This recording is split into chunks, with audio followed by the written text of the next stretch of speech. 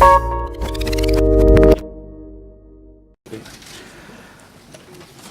very good morning to all of you, and a very warm and special welcome to this roundtable on financial regulation to His Excellency Yoshiko Noda, Prime Minister of Japan. So let's welcome him with a round of applause.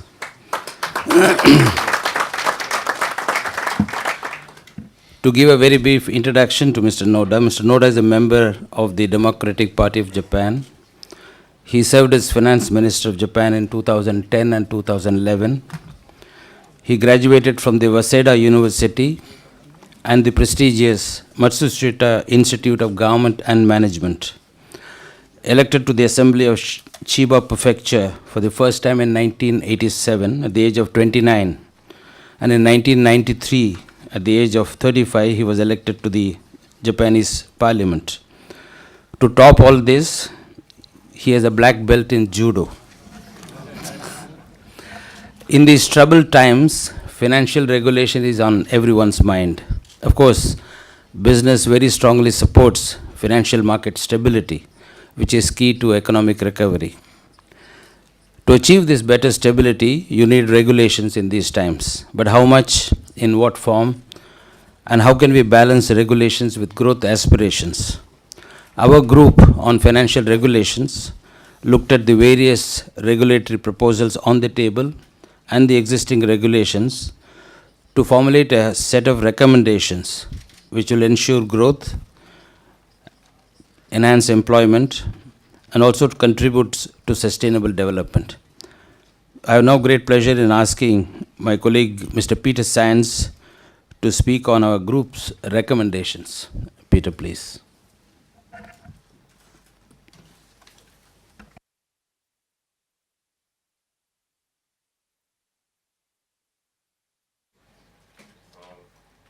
Yes, I've now mastered the technology. May I start by adding my welcome to the Prime Minister and to the Minister of Finance. Thank you very much for joining us this morning. What I was going to do is very quickly summarize some of the key messages from the working group on financial regulation to the G20, and then I will hand over to the Prime Minister. I'm not going to go into any great detail, but I just want to pick out the absolute sort of top-line messages. The first of these is simply that we have made enormous progress under the leadership of the G20 and the FSB in improving the regulatory framework for banks, and I think that has contributed to building a more stable financial system.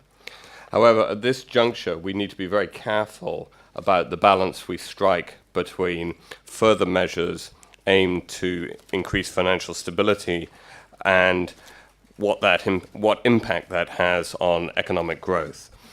We all know that the world economy is in quite a fragile state. Confidence is fragile, and there is a risk that further measures will undermine economic growth and job creation by making it more difficult for financial institutions to play their role in supporting companies growing and investing.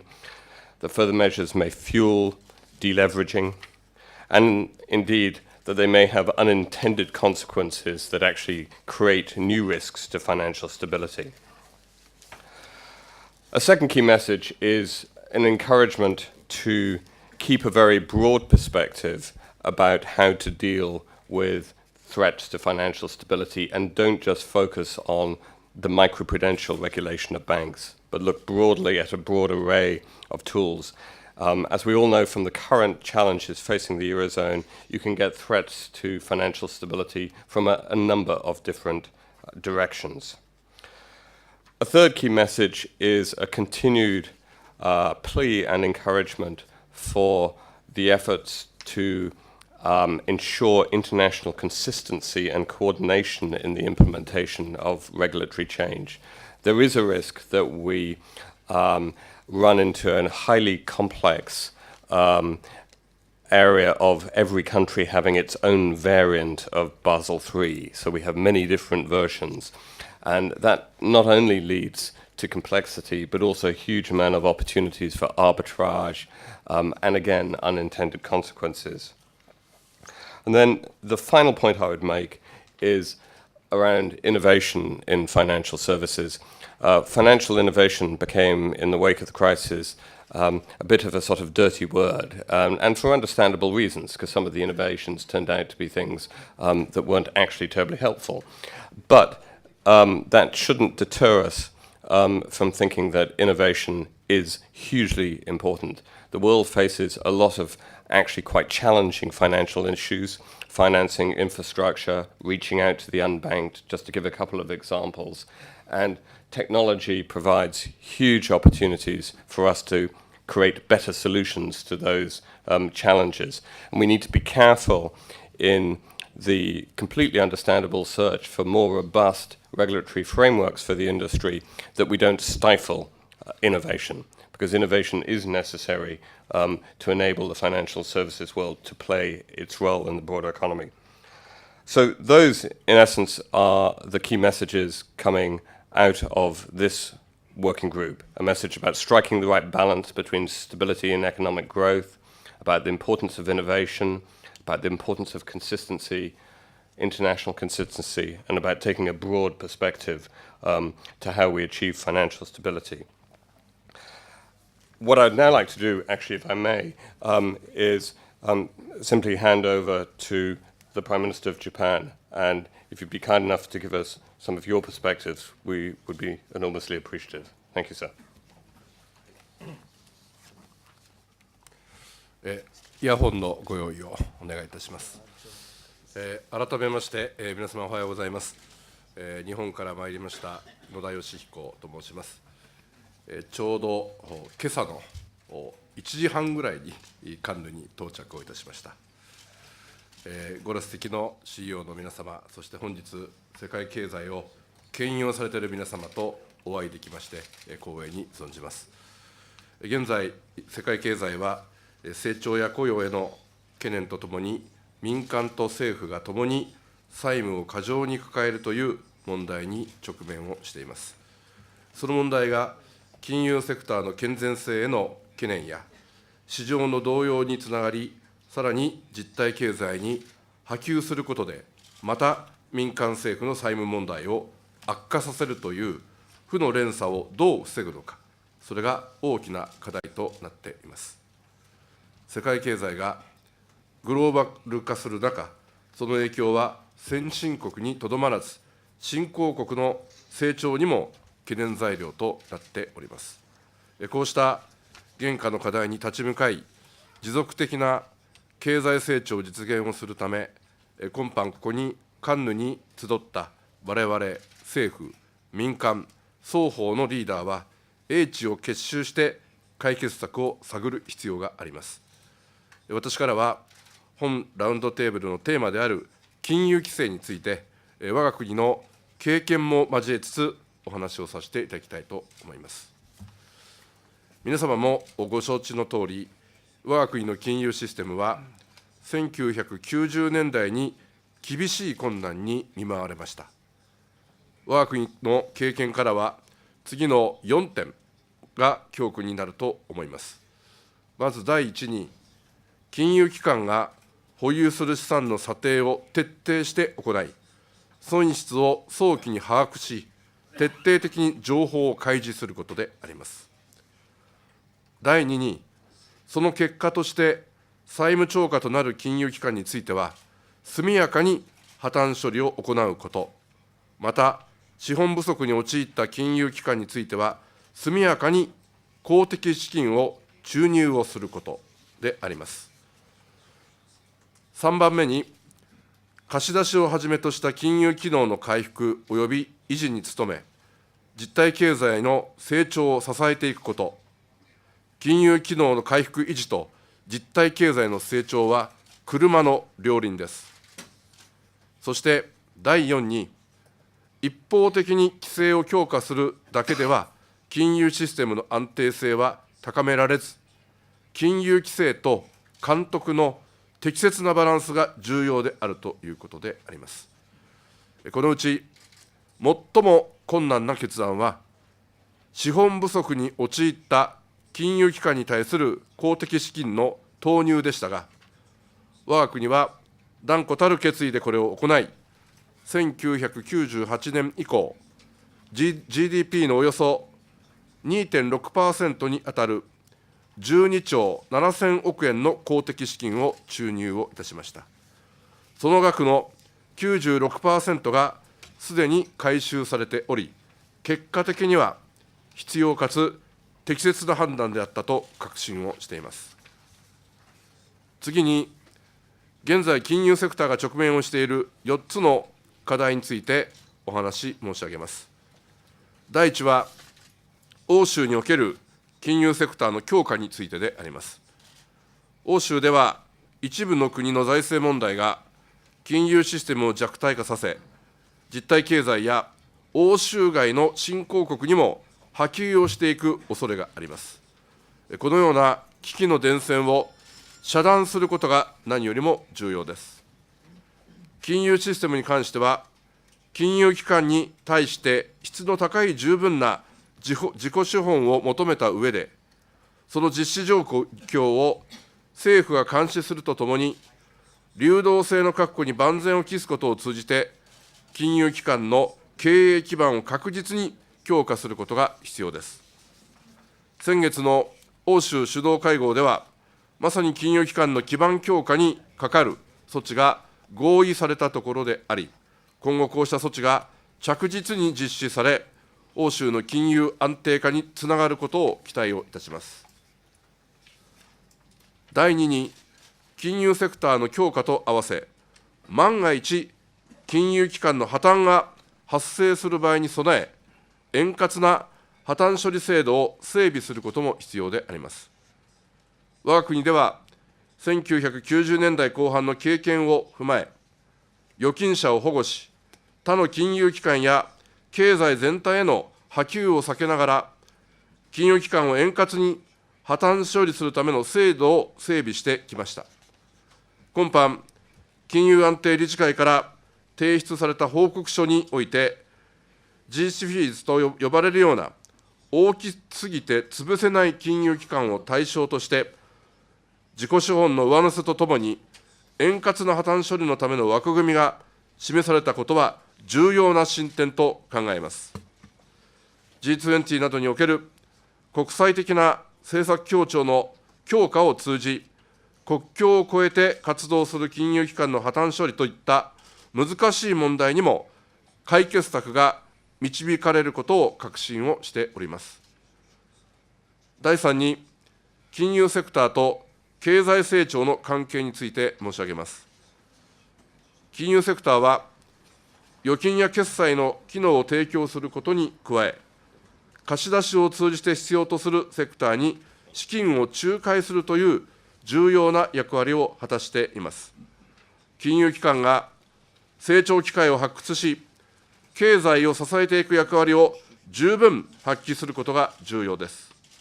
このような考え方からすれば、金融規制の改革により、行き過ぎた金融活動を抑制し、歪んだインセンティブ構造を修正して、金融システムの強化を図ることは重要ですが、一方で、実体経済への影響についても配慮することも同様に重要であり、両者の間の適切なバランスを取ることが重要と必要と考えます。第4に、世界経済を視野に入れた金融規制改革の必要性について申し上げます。今後の金融規制改革を考えるにあたっては、発達した金融市場を持つ先進国だけではなく、これから経済成長を果たしていく新興国の経済成長に必要な資金供給や国際的な資本移動への影響など、世界経済を視野に入れることが必要であります。金融システムの安定が損なわれ、先進国の金融機関が資金を新興国から引き上げ、新興国の成長が阻害されるような事態になれば、世界経済全体にとって大きな損失となります。また、広い意味では、為替の安定を図ることも、金融システムの健全な発展を促進をさせる重要な要素だと考えます。今回、お話をさせていただいた金融規制改革は、国際社会が直面している重要な課題の一つに過ぎません。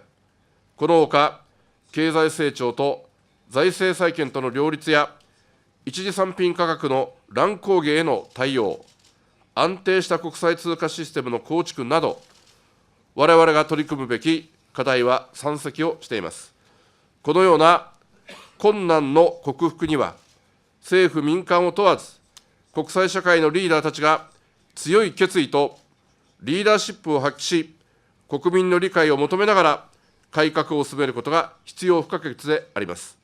私もこうした志を持ちつつ、世界の中で我が国が果たすべき責任をしっかりと果たしていく決意であります。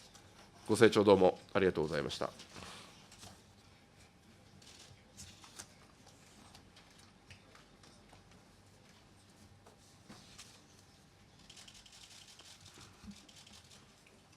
Thank you, Prime Minister, for your very thoughtful remarks. If I may offer a couple of observations in immediate response. The first thing I would say, actually, is that many times this debate is characterized as one where the industry is always arguing with the official sector. But actually, listening to your remarks, I think most of us in the industry would be very sympathetic with and would agree with all your key points. If I can just pick a few things I think that particularly struck a chord with me. One is the importance of supervision as well as the rules themselves. I think one of the biggest lessons from the crisis is it almost doesn't matter what rules you have if you don't have good enough supervision, and I think that is something where the industry and the official sector has a mutual interest in getting the right answer. The second is the importance of resolution. Again, a lesson I think we've learned is that we need significant improvement globally in how we allow failed institutions to exit the market. No institution should be too big to fail. And then finally, your emphasis on striking the right balance, getting that optimal combination of the maximum safety of the system, but also a system that is efficient and effective in supporting growth and job creation in the real economy. And personally, I particularly liked your closing remarks as somebody who runs a bank which is focused on emerging markets. A lot of this debate ends up being focused on what's happening in the advanced economies, and we need to make sure that the solutions that we come up with are ones that work for the developing world and allow the developing world to continue to grow and prosper, because we have all a shared interest in that happening. So thank you very much.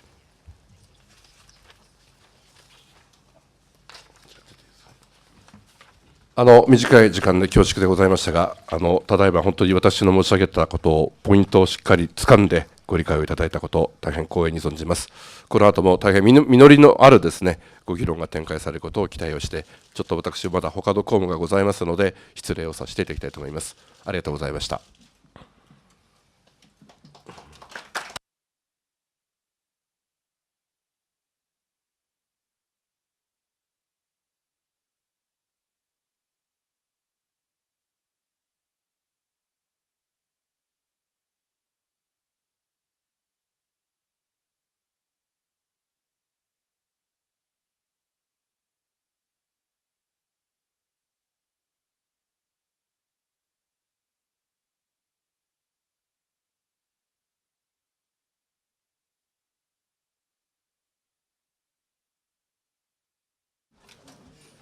Okay.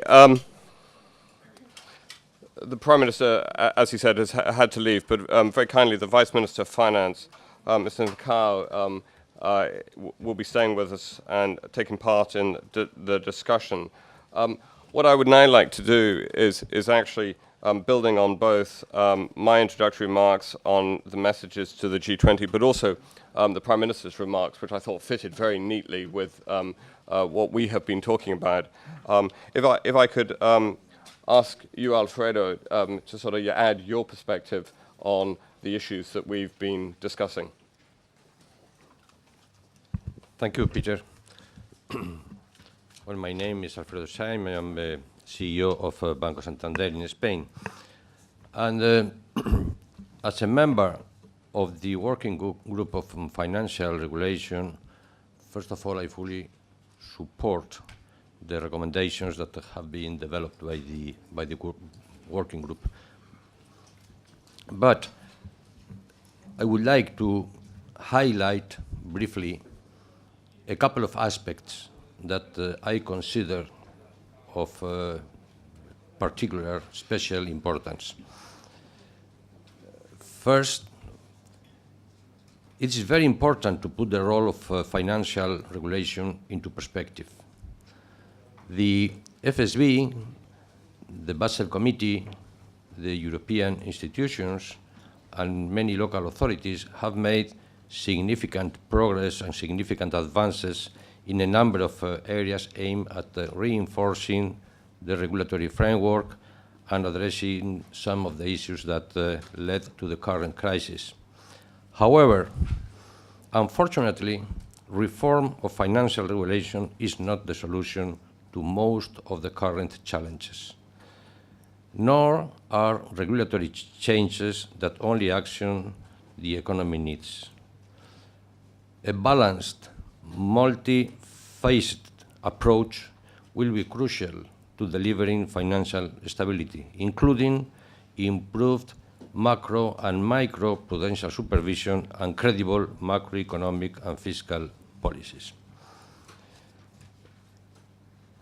New regulation should prepare the system to face the future crisis, but will not help us to overcome the current one.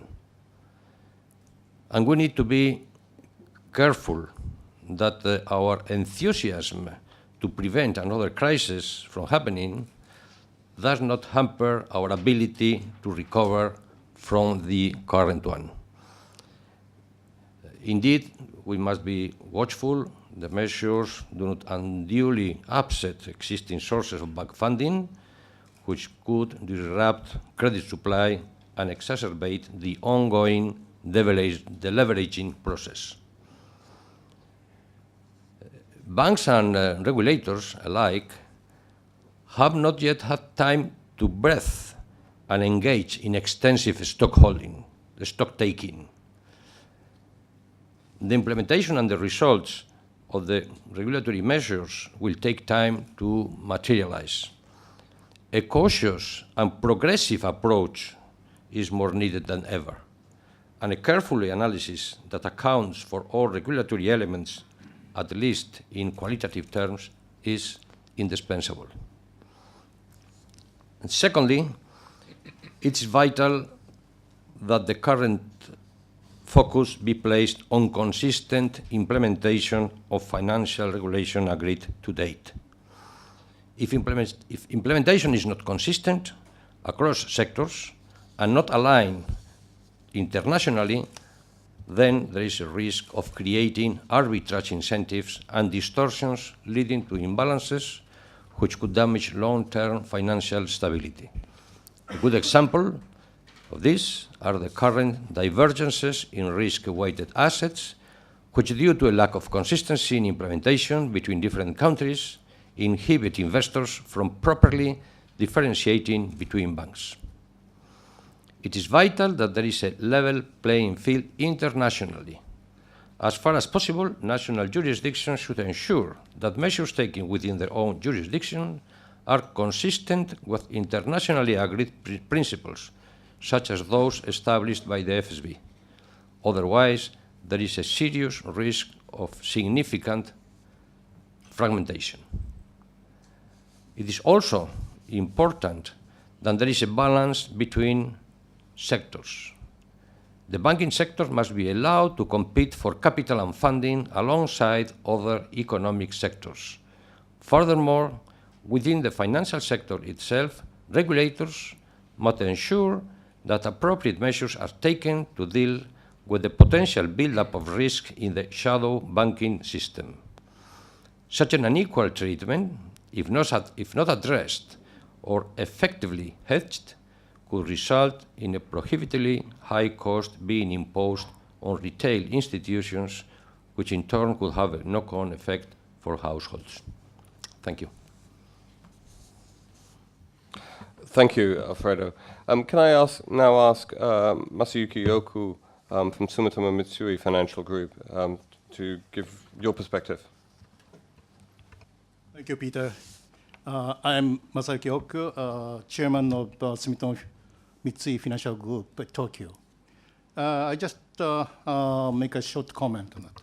Our group made a recommendation on the impact of regulation on the real economy.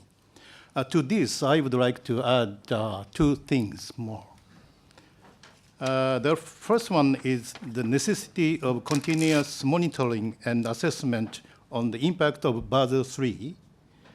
No one had foreseen the current Eurozone sovereign debt crisis and assumed the accompanying economic slowdown during the discussion from 2009 to 2010 on the calibration of Basel III capital ratio.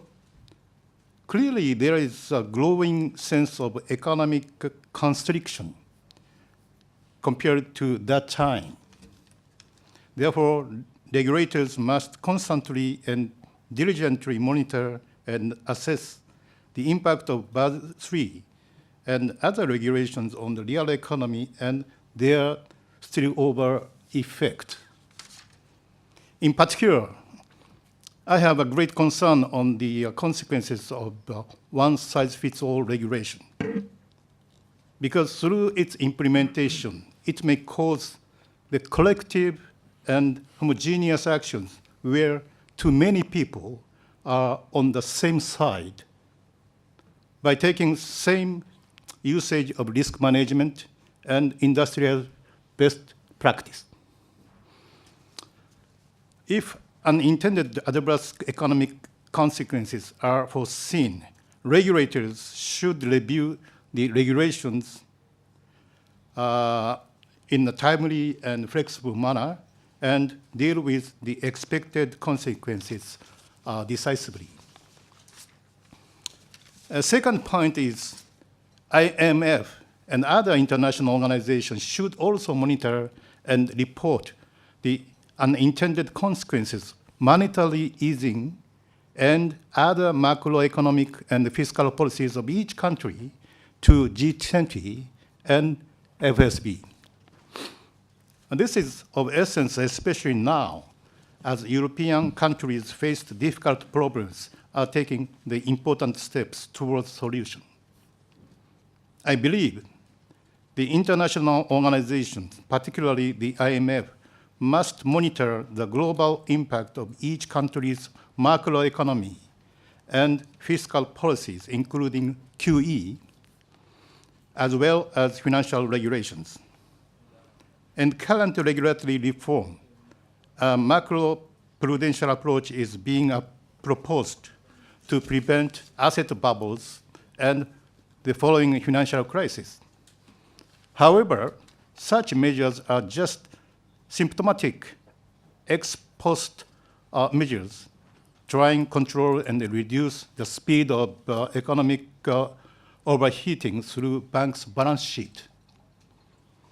Rather, independent third-party organizations like IMF should establish an early warning system that meticulously monitors macroeconomic policies that saw the seeds of financial crisis having an impact on the real economy in their own jurisdiction and spillover effect on other jurisdictions. Thank you very much. Thank you, Oku-san.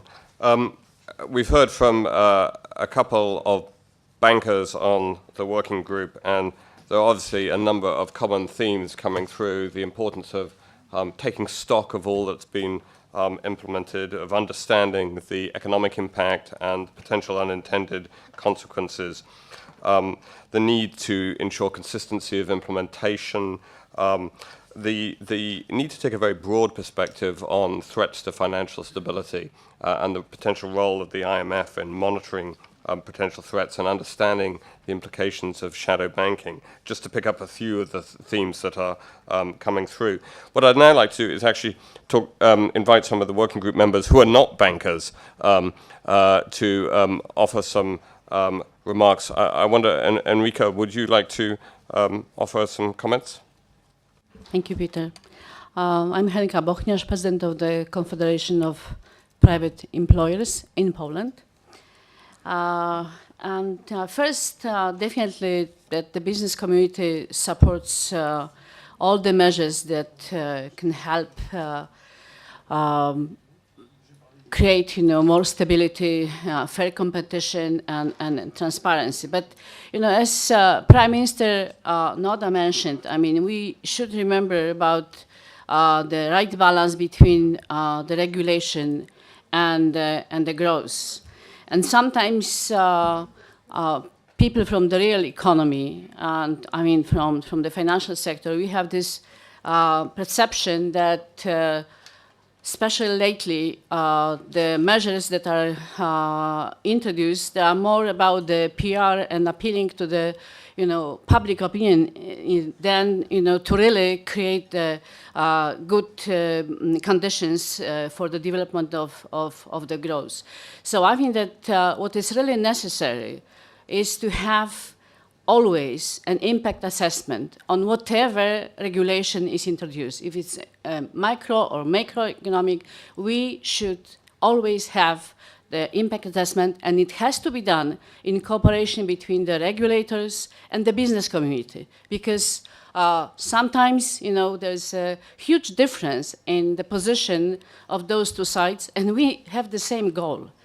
Second, I think that we have maybe work more closely on sharing the good practices. We don't have to sometimes rediscover the wheel. And for example, in Poland, we introduced in the 1997, when the constitution was accepted, the rule on the cap on 60% of the ratio of the public debt to the GDP. And that was the lesson that we learned actually from the previous communist regime that almost brought the country to the verge of bankruptcy. And at that time, nobody was thinking about, what is going on right now. But looks like, the lesson we learned helped us a lot. And that's why Poland is still, a green island in Europe. We didn't have any recession. We have positive GDP growth.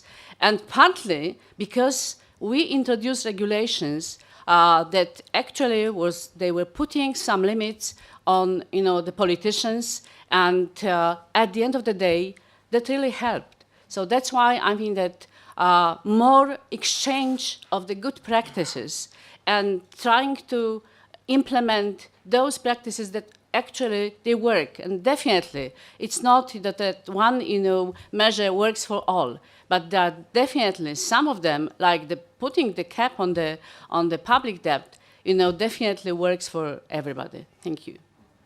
Thank you, Enrica. I'm particularly struck by your point about not reinventing the wheel and learning lessons. You gave the example of Poland's cap on public debt. I also think there are many examples from macroprudential regulation where there are a whole array of tools that have been well established and used in Asia for many years and very successfully, which I think many Western countries would do well to look at as ways of controlling asset bubbles and pressures in Western economies. Can I ask Patrick for your comments? Thank you, Peter. I'm Patrick de Cambourg, Chairman and CEO of Mazars. From the angle that I have, that of an auditing and consulting organization, let me say first that I support the conclusions and recommendations of the working group. But I would like to concentrate on a couple of observations. We tend to speak about financial regulation. We tend to speak about capital also. But when capital is scarce and therefore difficult to raise, maybe difficult to a point where it's not going to be fully possible. And certainly expensive, it is necessary to focus also on non-strictly financial factors of the financial stability. I would like to insist upon one, which I believe is crucial, and that is, sorry for the word which is sometimes misused, but trust. Enhancing trust in order to limit the magnitude of required capital is a way forward that should not be underestimated. And in addition, I believe it's not so long-term. The equation of enhanced trust includes a number of parameters, but at basic level, there are three that should be dear to our hearts. The first one is certainly better corporate governance, in particular on risk management matters. It implies wise structures, appropriate identification and assessment of risk, and transparency on judgmental questions and decisions taken. The second one is a stabilized financial reporting framework, and the working group has insisted on this. Trust implies accountability. Accountability implies understandable accounts, the simple word for financial reporting, and understandable accounts imply a stable and robust reporting framework. In fact, accounting standards so far have been worked on in urgency on a one-by-one basis, but the framework, the global framework, is missing or goes back so long that it is inadequate and forgotten. So I insist, and I think the working group insists, again on the call for a revisited framework and one that would reflect business models, in particular for banks and even more so for insurance companies, where this has been a constant problem.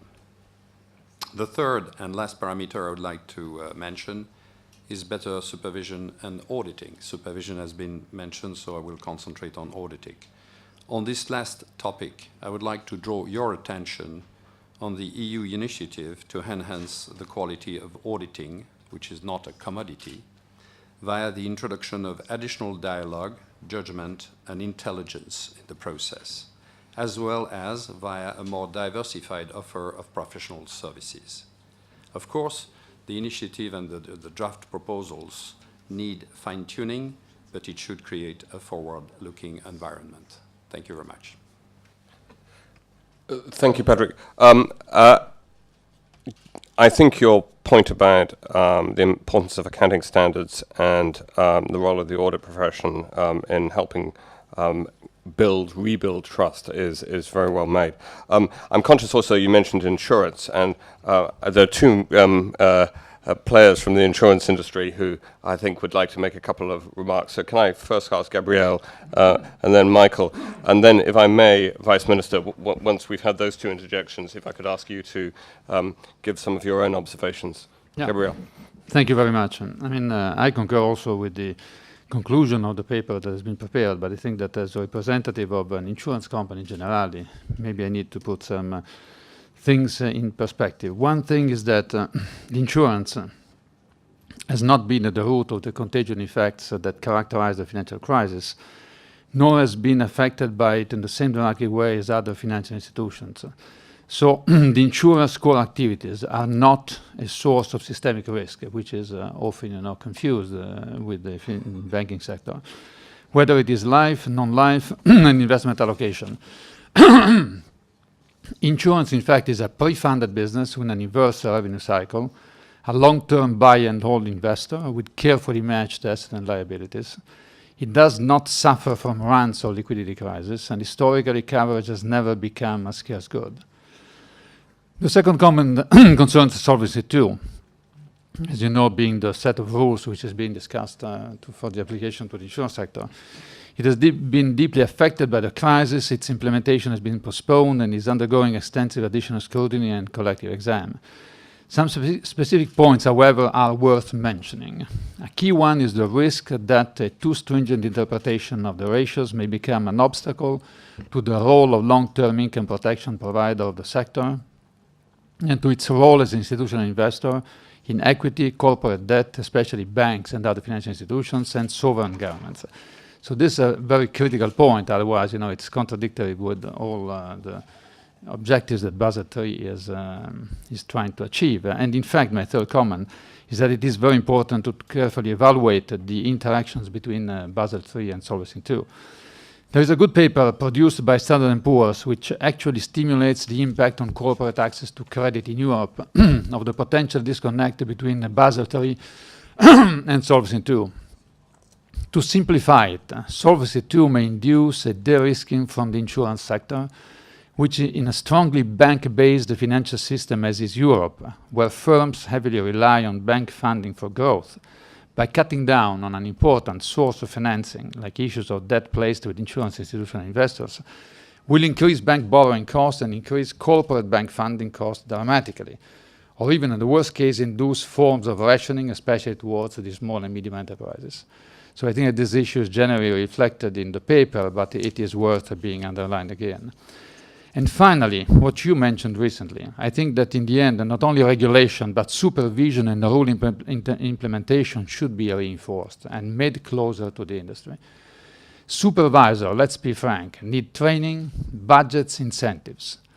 In fact, the poor quality of supervisors has also been at the root of the recent crisis. Thank you. Thank you. Michael, you wanted to make some remarks, and then I will hand over to the Vice Minister. Yeah. I just wanted to share some observations as I have not been part of this working group. I like the comment that right now we have a big priority, and the priority is getting this crisis going. Now, nevertheless, regulation seems to be on autopilot and will be implemented, and we all know it's not going to be implemented consistently. So we're going to create exactly these arbitrage opportunities. That is what's going to happen. Now, what do? We have a lot of associations, and they're writing letters. I'm signing letters now every day to G20, to FSB, to whatever organization deals with what sort of regulation at all, with basically no response. Yeah, everybody is very sympathetic to the cause. Everybody sees there is some impact on unwanted impact on economy, but somehow the autopilot is on the move. So I'm really wondering, what are we going to do instead of just complaining and writing letters to get politicians to understand that they're driving a very, very dangerous cause that will end in screaming of the industry, and that will not support growth and will not support the build-up of jobs. And I'll give you the reaction of my company. Right now, we are not concentrating anymore on the general models of Solvency II at all, the so-called standards. We are fully concentrating on what we call the individual models, where we say we will try to get approval for our own standards. Now, that is a very dangerous game, because very few companies, may have the means to get risk models approved that are simply based on their own business model. But that's a little bit the frustration that we have with not getting a response that is saying, okay, let's sit together, let's really talk about these issues instead of just exchanging letters on, very, very important topics. So, Peter, a little bit getting out of the frustration and probably getting out of bilateral agreements with regulators, I think is what we would need in this room to, come to some conclusion on. I think it's a very good point. I mean, the core of much of this discussion is how do we strike this very difficult balance between two objectives we all want. One objective is a more stable financial system, and another objective is a return to economic growth and job creation. And as you say, it can get quite frustrating because of the sort of autopilot nature of much of what is going on. Can I now ask Mr. Nakao to give his observation? You've heard a very sort of rich discussion already, and obviously you are deeply versed in all these issues. Thank you, Peter. I'm very honored to be here, and I'm from Ministry of Finance of Japan, Vice Minister, but I'm not a regulator myself, so my comment is more about macroeconomic impact of regulations. I have been in the process of the G20 summit from Washington 2008, just after Lehman crisis. And I'd like to make a comment based on the 4 categories of discussions you mentioned. One is about macroeconomy and the regulations. Of course, we should be careful about the macroeconomic impact of regulations. But the first starting point of this process is we observed that there were 2 factors, reasons, causes for this crisis starting from subprime loan. And that is macroeconomic imbalances such as very easy monetary policy in advanced economies and regardless, no regard to the fiscal imbalances and the current account imbalances. But at the same time, we thought that financial relations and the financial sector's excessive activity, risk-taking and leveraging were the causes of the problem also. So, as many people say, it's very strange that taxpayers must support financial sectors once the problems happens, and during the normal days, the executives and the shareholders of financial institutions get a huge amount of money and take leverage risk-taking and so on to get higher income. So we should address these issues of distortions of incentives and there's some lack of regulations. Until 2007, the basic idea was a free flow of money between countries. The regulations of the financial sector is the norm and the thing we should go forward.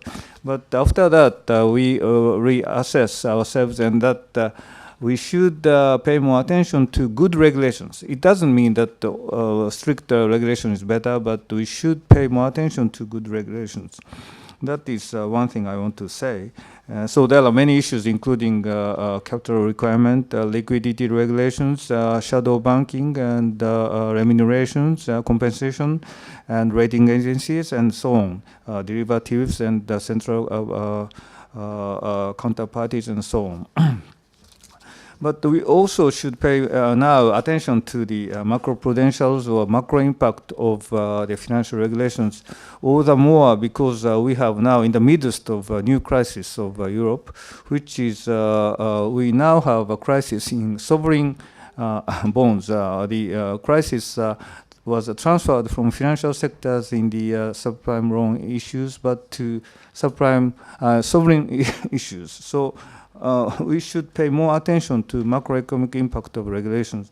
We know it very well, but at the same time, the G20's consensus is we shouldn't step back from what we committed regarding capital controls and so on. Liquidity regulation, there are still, it is being discussed. So if you have discussions, you have opinions about this, I strongly recommend you to convey your message to the regulators, because if we have very strict liquidity regulation, it's even more damaging to the industry than just a capital requirement.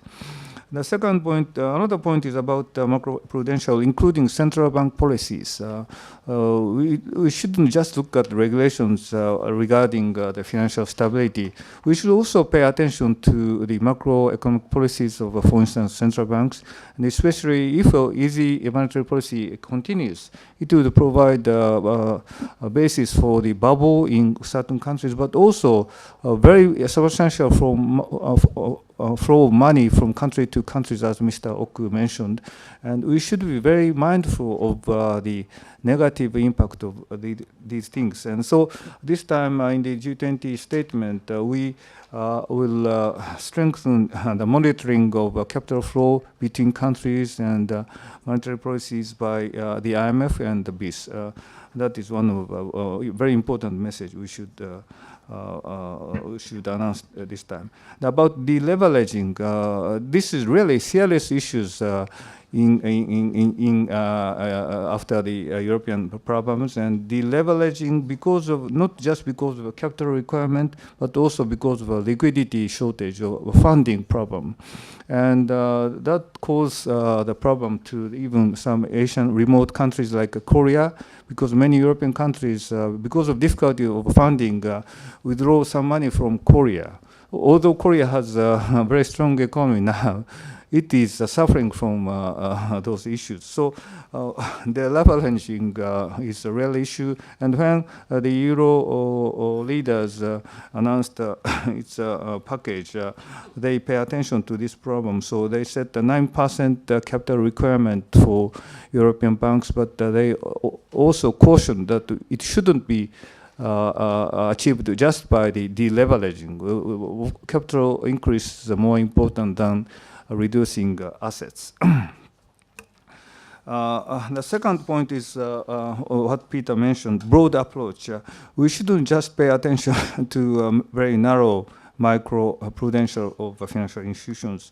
We should pay also attention to the shadow banking and other industries, the interaction between the banking sector and other industries. So that is a very important point, and we should avoid regulatory arbitrage.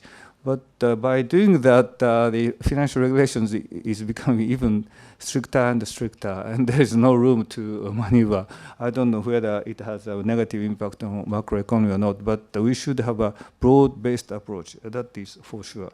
The third point Peter mentioned is equal footing between the countries.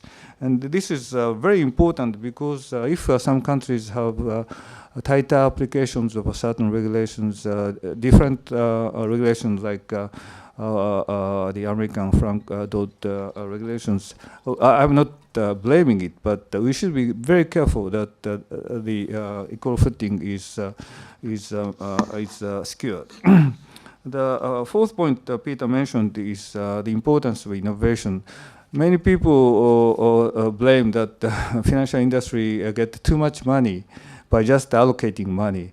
But in my view, financial industry has a very important functions of allocating resources from declining area to more promising areas. So it has very important functions of allocating resources to a more efficient usage. So that's why many talented people go to financial industry. It is such an important industry, and although many people argue that we have now too big financial assets to GDP economic size, but that is the history of a human. When we had just a barter trade, there was no money and there was no financial asset. And then we have borrowing and asset together. So balance sheets will become larger and larger in both ways. And so it would make the transaction more efficient, and it's the financial innovation. But there is a certain limit, and if there is a certain distortions to that, if there is a certain problem caused by those financial innovations, we should regard it as a kind of distortion, and we should have a proper regulation on it. But once again, I think innovation is such an important thing in the financial industry, and it helps the emerging economies grow faster, the newcomers in the industries grow faster. So I value totally overall the financial innovations so far in these decades. But at the same time, we should pay attention how to address the distortion part of the issues. My final comment is about the need of enhanced communication between the regulators and the government in more general term with the financial industry and other industries. Because maybe after this crisis, financial industry is under the pressure of public opinion that the financial industry made some problems, but at the same time, if you are too quiet about regulations, if we don't hear the opinions, very objective opinions of the industry, we might make another mistake of accelerating the leveraging and so on. And it's really harmful because regulators and government officials like me don't really have the direct access to the market conditions. And so how the market and the financial sector reacts to certain regulation, we should get the knowledge from the industry. That's why I want to encourage you to convey your message as much as possible to the regulators. Thank you very much. Thank you, Vice Minister. I'm sure I speak for all the working group in saying those were very thoughtful and insightful comments. And while undoubtedly there will be lots of different perspectives on different elements of these issues, I'm very encouraged by the fact that you're actively wrestling with exactly the same issues that we've been talking about. And I think your final comment about the importance of communication here is a vital one.